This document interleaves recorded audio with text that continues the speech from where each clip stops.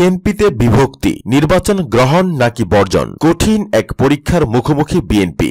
দেখুন উভয় সংকটে থাকা বিএনপির ভবিষ্যৎ কোন দিকে যাচ্ছে। একাদশ জাতীয় সংসদ নির্বাচনে শেখ হাসিনার নেতৃত্বাধীন সরকার চতুর্থবারের মতো দেশ পরিচালনার ম্যান্ডেট পেয়েছে। তবে বাংলাদেশের নির্বাচনী সংস্কৃতিতে যারা পরাজিত হয় তারা সবসময় পরাজয় স্বীকার না করে নির্বাচন বয়কট করে। 30 ডিসেম্বরের নির্বাচন তার কোনো ব্যতিক্রম নয়। এই নির্বাচনে বিএনপি নেতৃত্বাধীন ঐক্যফ্রন্টের কিছু প্রার্থী নির্বাচন বর্জন করেছেন। ঐক্যফ্রন্ট নেতা ডক্টর কামাল হোসেন ইতিমধ্যেই নির্বাচনের ফল বর্জন করে নতুন নির্বাচন দেওয়ার দাবি জানিয়েছেন। এ সময় নির্বাচনের বিজয়ী এমপি বিএনপি মহাসচিব মির্জা ফখরুল ইসলাম আলমগীর সেখানে উপস্থিত ছিলেন। এই ধরনের পরিস্থিতিতে দলগতভাবে বিএনপি কি করতে পারে? পর্যবেক্ষক মহলের মতে বিএনপির মহাসচিব মির্জা ফখরুল সহ অন্যান্য যারা নির্বাচনে জয়ী হয়েছেন তারা সম্ভবত সংসদে অবস্থান করতে চাইবেন। বিএনপি নির্বাচন বয়কট করলে জাতীয় সংসদে দলটির কোনো প্রতিনিধিত্ব থাকছে না। আসনগুলোতে পুনর্নির্বাচন হলে অন্য দলের হাতে চলে যাবে। জাতীয় সংসদে বিরোধী দলের ভূমিকায় আবারও আসছে এরশাদের জাতীয় পার্টি। এরশাদ নিজেই হচ্ছেন বিরোধী দলীয় নেতা। অন্যদিকে মির্জা ফখরুলের নেতৃত্বে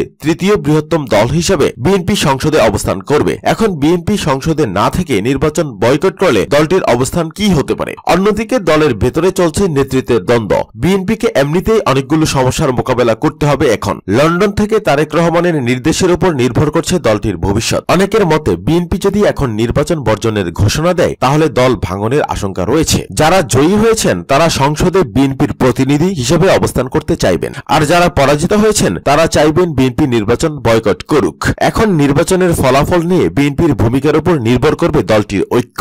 এ ধরনের পরিস্থিতিতে লন্ডন থেকে প্রেরিত তারেক রহমানের নির্দেশ কতটুকু কার্যকর হবে বলা কঠিন। এমন অবস্থায় বিএনপি নির্বাচনের ফলাফল বর্জন করলে সংসদে অবস্থান করতে পারে খালেদা তারেকবিহীন বিএনপি, আর যদি বর্জন না করে তাহলে পরাজিতরা অবস্থান নেবে বিপক্ষে। বিএনপির সামনে এখন কঠিন এক পরীক্ষা, নির্বাচন বর্জন না গ্রহণ। দুই পথেই আছে সমস্যা। হয়তো এবার আর বিএনপিকে টিকিয়ে রাখা যাবে না। ইতিমধ্যে দলের ভেতরে দ্বন্দ্বের খবর মিডিয়ায় প্রকাশিত হয়েছে। দলের নেতৃত্বে একে অপরের প্রতি সন্দিহান। বিএনপি এবার যাবে কোন পথে? পর্যবেক্ষক মহলের মতে শেষ পর্যন্ত বিএনপিতে আসছে দ্বিধা বিভক্তি। সময় বলবে বিএনপির এই ভাঙনে কারা আসছেন নেতৃত্বে, কারা হচ্ছেন তারেকের নির্দেশে বহিষ্কার। তাহলে বিএনপির কি এখন শেষ ঘন্টা? প্রিয় দর্শক শ্রোতা, আমাদের ভিডিওটি যদি আপনাদের ভালো লেগে থাকে তাহলে লাইক এবং শেয়ার করবেন, আর নিত্য নতুন খবর সবার আগে পেতে আমাদের চ্যানেল সাবস্ক্রাইব করে আমাদের সঙ্গেই থাকবেন। ধন্যবাদ আপনাদের সবাইকে।